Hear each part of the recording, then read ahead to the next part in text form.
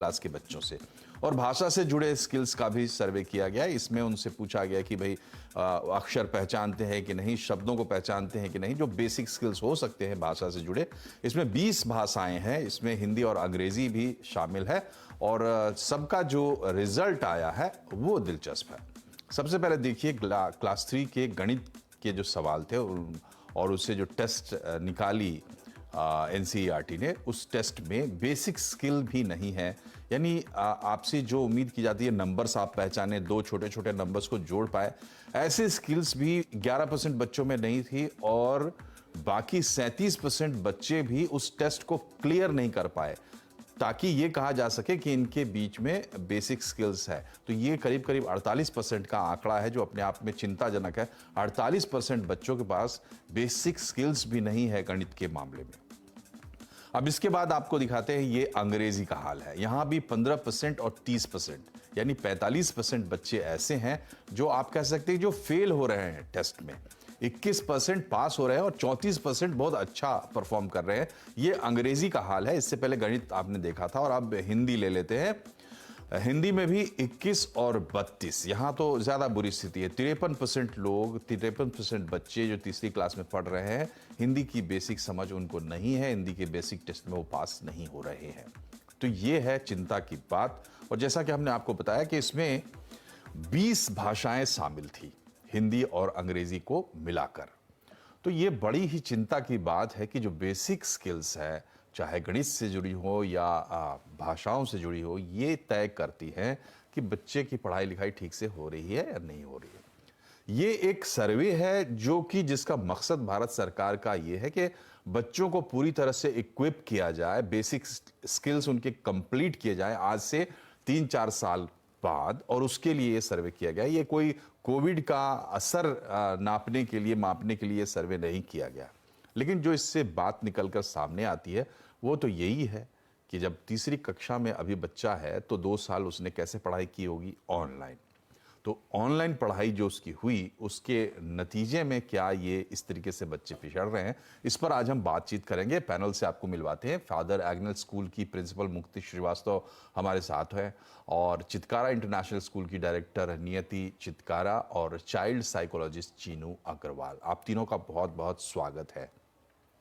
सबसे पहले मुक्ति जी, आपसे हम जानना चाहेंगे, ये छोटे बच्चों का सर्वे है और ये जो परिणाम दे रहा है इसमें आधे बच्चे बता रहा है कि बेसिक स्किल्स में फेल हो रहे हैं, मैथ्स और लैंग्वेजेस में। क्या आमतौर पर यही स्थिति होती है या आपको लगता है कि कोविड के चलते झटका लगा है पढ़ाई को और फाउंडेशन कमजोर हुई है? देखिए, कोविड के चलते झटका लगा ही, झटका नहीं कहना चाहिए। It was a slow process जिसमें कि बच्चे धीरे धीरे अपने जितना उनको पढ़ना चाहिए था नहीं पढ़ पाए। पहले तो जब हमने ऑनलाइन टीचिंग कराई तो हमने टाइम बहुत कम कर दिया इनकी पढ़ाई का। स्क्रीन टाइम के ऊपर बहुत चर्चाएं हुई हैं और स्क्रीन टाइम हमने इनका काफ़ी कम किया, जिसकी वजह से जो क्लासरूम में हमारी पढ़ाई होती थी वो तो बिल्कुल भी नहीं हो पाई है। उसका असर लॉन्ग रन पे अब दिख रहा है। तो ये तो एक वजह है ही कि ये लोग जो है कम होता जा रहा है। जो आपका सर्वे में आंकड़े आए हैं वो इतने कमज़ोर दिखा रहे हैं कि बच्चे काफ़ी कमज़ोर हैं। जी, तो ये है समस्या और समस्या का निदान हम चाहते हैं। निदान ये है कि जो लॉस हुआ है बच्चों का कोविड के दौरान पढ़ाई के सिलसिले में, वो उनको कैसे वापस लौटाया जाए। लेकिन आप वापस तभी लौटा सकते हैं जब आप समस्या को ठीक तरीके से समझें। तो नियति जी, आपसे मेरा सवाल ये है कि क्या प्रॉब्लम स्ट्रेस की हैं आप लोगों ने? बातचीत में टीचर्स सबसे पहली बात ये कहते हैं कि कोविड में, चाहे वो किसी भी क्लास का बच्चा हो, ये सर्वे तीसरी क्लास का है, लेकिन 9-10 के बच्चों के बारे में भी टीचर्स ये कह रहे हैं कि इस साल या इससे पहले के साल में भी परेशानी ये है कि वो बिल्कुल लगता है जैसे 2 साल का गैप हो गया। जितनी तैयारी के साथ बच्चे 9th में आते थे अब वैसे दिखाई नहीं दे रहे हैं। तो क्या चैलेंजेस आपने नोट किया कि जो कोविड ने क्रिएट किए हैं आप लोगों के लिए? मनोज जी, सबसे पहले तो मैं ये बताना चाहूंगी कि ये जो इस तरीके की स्थिति है, ये स्कूलों के ने पहली बार एक्सपीरियंस नहीं की है। जब एक बच्चा दूसरे स्कूल से चेंज होके आता है, या दूसरी स्टेट से आता है, या दूसरे देशों से पढ़ाई के लिए आता है, तो 1-2 साल आगे पीछे हो जाता है, और उसके लिए काफी ब्रिज कोर्सेज हैं जो स्कूल्स जो हैं अपने एंगल पे तैयार करते हैं। ये स्थिति थोड़ी डिफरेंट थी बिकॉज इसमें परिवार इन्वॉल्व थे, हेल्थ रीजंस थे, तो कुछ बच्चे बिल्कुल ही नहीं पढ़ पाए, कोई नेटवर्क कनेक्शन था। तो पर ये अब जब बच्चे स्कूल में लौटे हैं, तो सब स्कूलों ने अपने लेवल पे बहुत बढ़िया तरीके से प्लानिंग की है ब्रिज कोर्सेज की। दूसरा, गवर्नमेंट का भी बहुत इस तरीके में सपोर्ट रहा है सर, बिकॉज हमें हर हफ्ते बहुत ही अच्छे अच्छे मॉड्यूल्स बन के आते हैं। अगर आप देखेंगे तो हमारे सीबीएसई के काफी क्लस्टर्स बने हुए हैं, हमारे हब्स बने हुए हैं। उसके अलावा हमें ये सपोर्ट भी रहती है कि पहले तो पेरेंट्स को मालूम ही नहीं था कि स्कूल में चलता क्या है, तो कोविड में अब पेरेंट भी क्लासरूम का हिस्सा बने तो मालूम पड़ा कि स्कूल कितनी एफर्ट डालते हैं। तो सबसे पहले तो ये चीज बड़ी क्लियर हुई कि स्कूल्स की इंपॉर्टेंस बहुत जबरदस्त है। सिर्फ घर पे बैठ के पढ़ाई नहीं हो सकती। और दूसरी चीज ये मैं कहना चाहूंगी सर कि नेशनल एजुकेशन पॉलिसी ने बड़ी ब्यूटीफुली इस चीज को पहले ही आइडेंटिफाई किया है। उन्होंने स्कूल की पूरी शिक्षा को डिफरेंट हिस्सों में बांटा है, 5+3+3+4। तो जो पहले होता था कि किंडरगार्टन स्कूल अलग चलते थे और 1, 2, 3 अलग चलते थे, अब ऐसा नहीं है। तो इसीलिए जो ये जो करिकुलम मिक्स हो गया है, उससे एक बढ़िया कनेक्ट ठीक है। मिला है। आप एक ऐसे दिशा में इशारा कर रही हैं और न्यू एजुकेशन पॉलिसी आई है और उसमें ओवरहॉल करने की कोशिश की गई है, लेकिन हम थोड़ा सा जो टेम्परेरी प्रॉब्लम आ रहे हैं, जो रियल प्रॉब्लम से, देखिए हमारे भी बच्चे हैं और टीचर से हमारी भी बातचीत होती है, तो ये प्रॉब्लम्स टीचर भी बताती है कि ये प्रॉब्लम तो है इस वक्त। जो 2 साल का जो गैप हुआ है वो चैलेंजेस दे रहा है। मुक्ति जी, ये बताइए कि अभी उसको फिक्स करने की कोशिश अगर हम करते हैं तो कैसे करें और उसमें कौन कौन से लोग इन्वॉल्व होंगे? जी बिल्कुल। जो हम लोगों ने कोशिश कर रही है और चल रही है अभी कोशिश, उनको वापस उनका लेवल बढ़ाने के लिए, उसमें हमने सबसे पहले तो हमने आइडेंटिफाई किया कि ये किस लेवल पर रह गए हैं पहले, अपने लेवल पर, अपने स्कूल लेवल पर। जी। जैसा कि सभी स्कूल्स कर रहे होंगे, ऐसा मैम ने कहा। उसके बाद हमने काफ़ी टाइम, इनिशियल डेज जो स्कूल जब खुला है, जब बच्चों ने आना शुरू किया, तो उस गैप को ब्रिज करने के लिए हमने उनको प्रीवियस क्लास का पढ़ाया है। उस प्रोसेस में हम थोड़ा सा पीछे हो गए, जो नॉर्मल हमारा सिलेबस होता था, बट वो हमने इग्नोर किया क्योंकि फाउंडेशन देना बहुत बहुत ज़रूरी है। एंड दिस इज़, ये हमने करा है नॉट ओनली 3rd में, ये हमने हर क्लास में करा है। और उसके बाद we try to have a diagnostic test करा, जो एग्जैक्ट हमें लेवल पता चल जाए बच्चों का। उसके बेसिस पे थोड़ा सा हमने अपना पढ़ाने का तरीका चेंज किया। और बाकी तो पेरेंट के साथ काफ़ी कम्युनिकेशन कर रहे हैं। जहाँ पे ऐसा लग रहा है ब्रिज गैप करना है कि स्कूल में हम नहीं कर पा रहे हैं, वहाँ पे हम पेरेंट्स की भी हेल्प ले रहे हैं। पेरेंट्स को हम गाइड कर रहे हैं कि आप जो है इसको घर पर थोड़ा सा इस लेवल में, इस पर्टिकुलर सब्जेक्ट में करिए जी। लेकिन मुझे नहीं लगता कि हम 1 साल में कर पाएंगे। ये 3 साल लगेगा जो हम पूरा वापस लाएंगे। जी। अगर आप क्लास 9th की बात करें, तो जो बच्चा क्लास 6 में पढ़ा था, 7th 8th उसने बिल्कुल भी नहीं पढ़ा। तो अभी उनके तो numeracy, literacy and language, linguistic सब कुछ में ही बहुत पीछे हैं, जिसके लिए टीचर्स काफ़ी स्ट्रगल कर रहे हैं। लेकिन जैसा मैंने बताया, हमने हर क्लास में यही ब्रिज करने के लिए पहले हमने आइडेंटिफाई किया कि एग्जिट प्लान जो हमारा होता है हर क्लास से, कि किस लेवल पर बच्चा है अभी। तो उसके बाद वी हैव चॉक्ड आउट, और उस पर हम कोशिश पूरी कर रहे हैं, पर कितनी कर पाएंगे पता नहीं, कितना सक्सेस मिलेगा। और समय लगेगा, इसमें समय लगेगा। देखिए, जो बात आप कह रही हैं, समय लगेगा, बिल्कुल समय लगेगा। जी, जो बात आप कह रही हैं वही बात वर्ल्ड बैंक ने भी कही है अपने तरीके से। वर्ल्ड बैंक ने स्टडी की कि कोविड के पीरियड में किस तरीके से पढ़ाई डिस्टर्ब हुई अलग अलग देशों में, ये सिर्फ भारत की बात नहीं है। और उसके बाद उन्होंने एक सजेशन पेपर, आप कह सकते हैं, एक रिपोर्ट ऐसी भी दी कि भविष्य में क्या होने वाला है और किस तरह की तैयारियां होनी चाहिए। उसके पॉइंटर्स हम अपनी स्क्रीन पे भी चला रहे हैं, लेकिन मोटी बात जो उसमें वर्ल्ड बैंक ने कही है कि देखिए टेक्नोलॉजी आई तो टेक्नोलॉजी अपने आप में काफ़ी नहीं है। टेक्नोलॉजी आपको सफिस कर सकती है, लेकिन टेक्नोलॉजी आपको नहीं पढ़ा सकती है। एक चैलेंज भी पोज करती है टेक्नोलॉजी जब आप उसको पढ़ाई में यूज़ करते हैं तो, कि कैसे यूज़ करें, क्योंकि अगर आप थोड़ा दाएं बाएं होंगे तो फ़ायदे की जगह नुकसान हो सकता है। एक बड़ी इंपॉर्टेंट बात उन्होंने कही कि टीचर्स सबसे इंपॉर्टेंट है बच्चों की पढ़ाई के सिलसिले में। टीचर्स का डेवलपमेंट होगा, यही हमारे पढ़ाई का भविष्य होगा। इंटरैक्शन का बड़ा रोल है जो हमने मिस किया कोविड के पीरियड में, और टू वे कम्युनिकेशन जब होता है तब जाके एजुकेशन कंप्लीट होता है। एजुकेशन कोई सामान खरीदने बेचने का धंधा नहीं है, और इसके लिए टीचर्स, पेरेंट्स सबको अपना अपना रोल निभाना होगा। रिमोट लर्निंग अगर होती है तो उसमें सिर्फ टीचर रिस्पॉन्सिबल नहीं है, पेरेंट्स का बहुत बड़ा रोल है। पता नहीं पेरेंट्स ने कितना वो रोल निभाया, और जो भविष्य का इकोसिस्टम होगा वो बहुत डायनेमिक होगा, उसमें टेक्नोलॉजी इन्वॉल्व होगा और नई नई चीज़ें आएंगी। अब थोड़ा डायनेमिक्स पे बात करते हैं। चीनू जी ये बताइए, जब बच्चा पढ़ने जाता है तो वो सिर्फ स्किल्स, ऐसे स्किल्स नहीं सीखता, और अगर स्किल्स सीखता भी है तो बेस तो पहले उसका एटीट्यूड, उसकी पर्सनालिटी होती है। 2 साल में बच्चों के ऊपर क्या असर पड़ा, जिसका असर स्कूल्स में भी पड़ रहा है और अब भी हम देख रहे हैं, और उसको हम कैसे मैनेज करें? जी, बहुत अच्छा प्रश्न मनोज जी।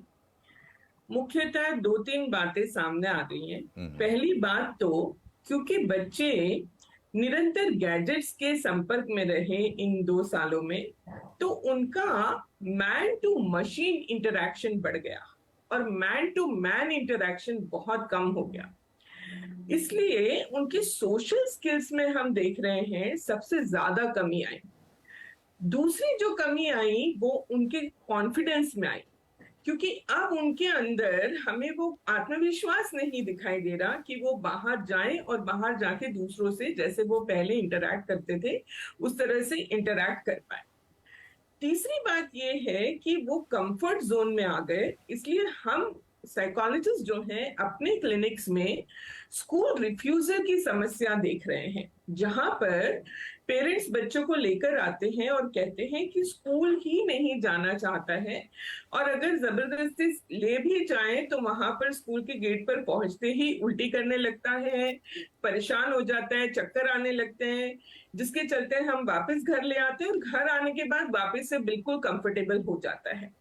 तो बहुत सारी मानसिक रूप में, इमोशनल, भावनात्मक रूप में प्रॉब्लम्स बच्चों में देखने में मिल रही है, जिसकी वजह से उनका एकेडमिक, सोशल, पर्सनालिटी डेवलपमेंट सारा का सारा ही अफेक्ट हुआ है, और बुरी तरह से अफेक्ट हुआ है। जी, तो अफेक्ट हुआ है, अब उसको सॉल्व करना है। तो नियति जी की क्या सजेशंस हैं ये भी हम लेंगे, लेकिन नियति जी ये बताइए कि पेरेंट्स से क्या एक्सपेक्ट करते हैं स्कूल्स, जो क्योंकि अब सबका रोल बढ़ रहा है, पेरेंट्स का भी बढ़ रहा है, तो सवाल ये है कि उनको भी पता चलना चाहिए कि उन्हें करना क्या है। ऐसा है कि वो भी कोई ऐसे सिचुएशंस झेल के आए नहीं हैं, नॉर्मल स्कूल्स चल रहे थे, और अब जो बातें सामने आ रही हैं, अब पहले हम जान बचा रहे थे, अब सब कुछ सामने है कि भाई जो नुकसान हुआ उसकी भरपाई करनी है। पेरेंट्स से क्या एक्सपेक्टेशन है?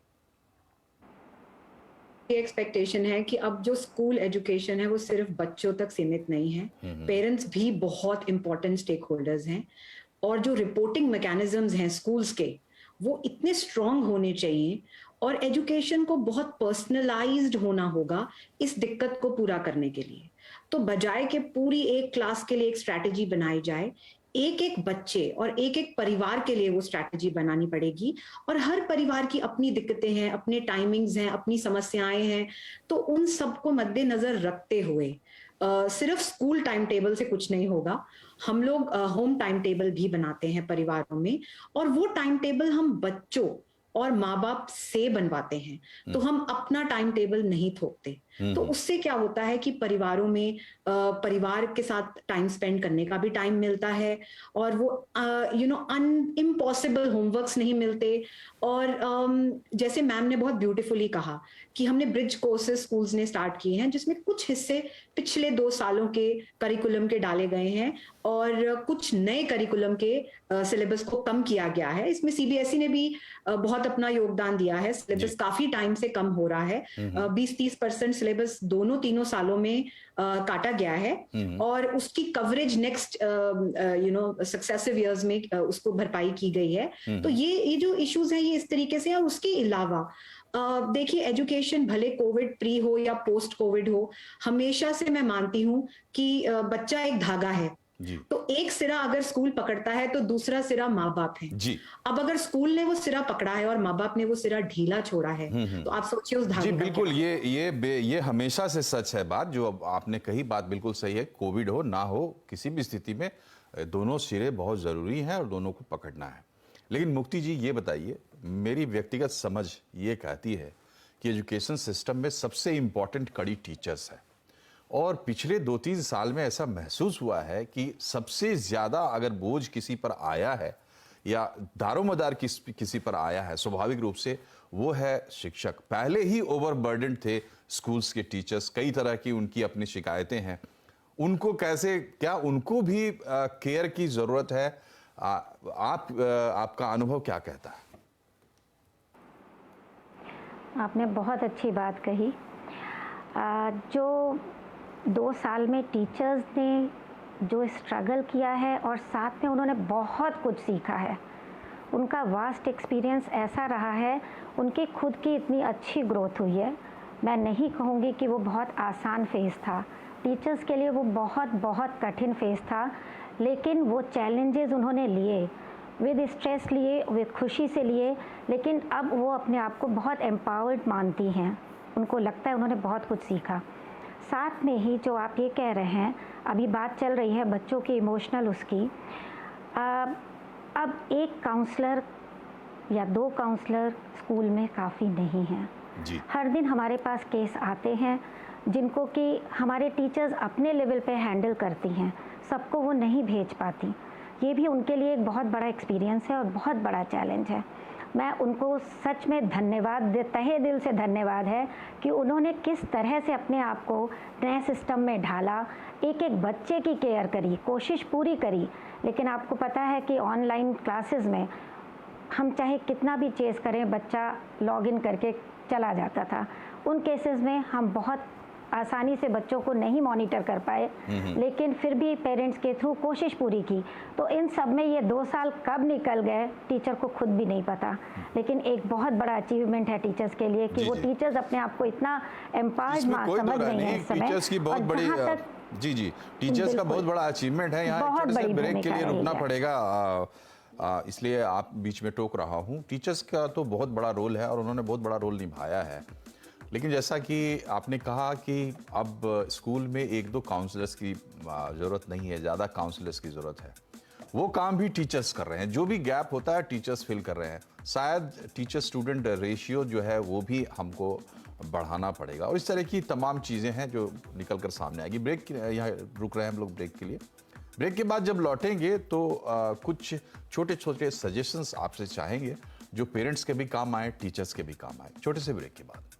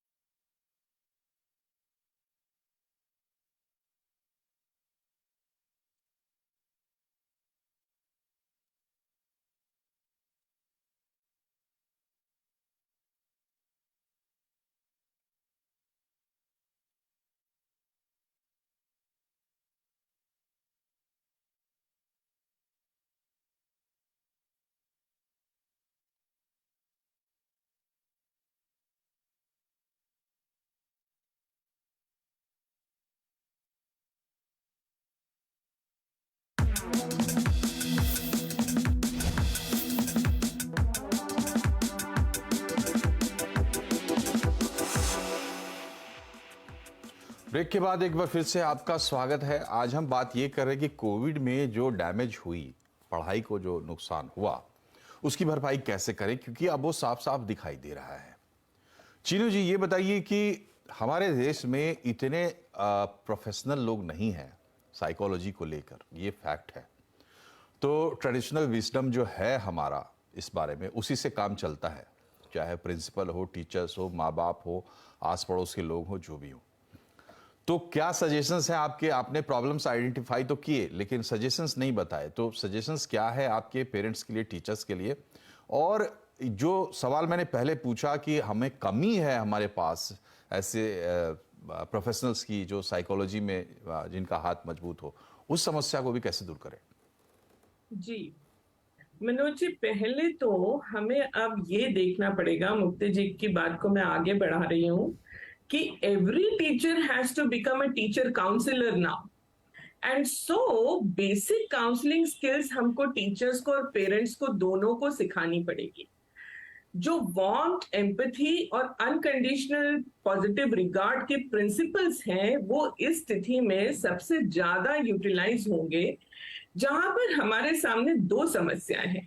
एक तो प्रैक्टिकल प्रॉब्लम है कि फाउंडेशनल स्किल्स कमजोर हो गए, जो एनसीईआरटी का डेटा हमें बता रहा है, और दूसरा उससे रिलेटेड इमोशनल प्रॉब्लम्स हैं। Teachers over stressed, overburdened, parents anxiety में, और बच्चे जो हैं वो इस स्ट्रगल से जूझ रहे हैं। तो तीनों लेवल पे हमें क्या करना पड़ेगा? सबसे पहले तो इसको ये समझें कि जैसे हम एक दूसरे कंट्री से जब ट्रैवल कर कर आते हैं तब हमें कैसे जेट लैग हो जाता है, वैसा ही ये जेट लैग का फेज है, जिसमें से हम आराम से ही निकल सकते हैं। कोई हमें इसमें से धक्का देकर पुश नहीं कर सकता। तो इसमें अटमोस्ट पेशेंस की जरूरत पड़ेगी। दूसरा, we will have to meet the child where the child is. हर बच्चा जिस जगह पर है वहां पर जाकर हमें उसे मिलना होगा और वहां से उसे उठाना होगा। और ये जो इम्प्रूवमेंट है, ये इंक्रीमेंटल इम्प्रूवमेंट होगा। हम एकदम से ये नहीं एक्सपेक्ट कर सकते कि रातों रात वो फर्स्ट आ जाए या उसके 80% या 90% मार्क्स आ जाए, ऐसा नहीं होगा। We will have to give them time and space. और तीसरा जो प्रिंसिपल है जिसको हमें ध्यान में रखना पड़ेगा, दोनों को, टीचर्स को भी और पेरेंट्स को भी, वो ये है, वार्मथ एंड कंट्रोल बोथ। हमको उनके साथ वार्मथ से, स्नेह से तो काम लेना ही है, पर साथ में हमें उन बच्चों को अब अनुशासित भी करना है, थोड़ा सा फर्मली भी डील करना है। अगर आप एक्स्ट्रा ऑर्डिनरी परमिसिवनेस से काम लेंगे तो वो कंफर्ट जोन से बाहर नहीं आ पाएंगे, क्योंकि ये अब उनके लिए पेनफुल है। तो उनको इसके लिए तैयार करने के लिए मिनिमम रूल्स एंड रेगुलेशंस बनाने होंगे और उनको फॉर्मली ठीक है, आपको फॉलो भी करना होगा। जी, समय चूंकि समाप्त हो गया इसलिए आपको रोक रहा हूं, लेकिन आपने बड़ी अच्छी बात बता दी। जाते जाते बेसिक प्रिंसिपल ड्रॉ कर दिए सबके लिए। पहली बात यह है कि पेशेंस रखिए, धक्का देके आप नहीं पहुंचा सकते। दूसरी बात यह है कि केंद्र में बच्चा है, और जब बच्चों की बात आती है तो आप बच्चे को तो दोष नहीं दे सकते। चाहे आप स्कूल को दोष दे ले, पेरेंट्स को दे ले, टीचर्स को दे ले, लेकिन आप ये नहीं कह सकते कि बच्चे में गलती है। तो गलती नहीं निकाल सकते, और बच्चा केंद्र में है, ये बात ध्यान में रखिए। और तीसरी बात, जो सबसे इंपॉर्टेंट बात है, कि थोड़ी सी डिसिप्लिन की जरूरत अब है, क्योंकि आप एक स्पेशल मिशन पर हैं। पहले जो नुकसान हो चुका है वो भरपाई उसकी करनी है, और आगे जो उसका भविष्य है उसको भी संवारना है। तो थोड़ा हेवी ड्यूटी काम तो जरूर है। आप तीनों का बहुत बहुत शुक्रिया हमसे जुड़ने के लिए। कार्यक्रम में फिलहाल इतना ही। नमस्कार।